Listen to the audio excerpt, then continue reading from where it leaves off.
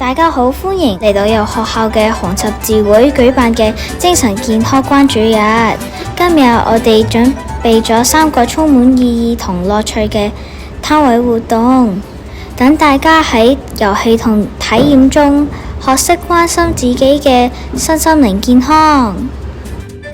第一個攤位係度高磅重同健康跳跳棋，我哋嘅紅十字會同學會幫大家度高磅重，等大家了解自己嘅身體狀況，保持健康體重。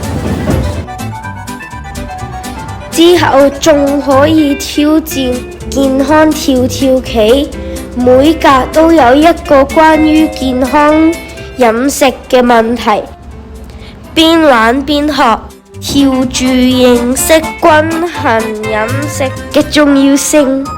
第二個攤位叫做下次見，個名夠晒特別。透過遊戲，你會學到唔同顏色嘅大便，了解自己嘅腸道健康。記住關注健康，由下次開始。第三個攤位叫守護你，你可以整一個屬於你嘅御守。御守上邊可以有一啲鼓勵或者祝福自己嘅字，例如幸福、平安等等。完成之後可以帶喺身邊，時刻提醒自己好好照顧自己嘅心情。你哋整嘅御守好靚㗎！除咗3個有關健康生活嘅攤位，正向大使仲準備咗一啲小遊戲，等同學透過輕鬆有趣嘅方式學習面對唔同嘅情緒方法。見到同學仔玩得咁投入，成個場地都係充滿笑聲，真係好熱鬧啊！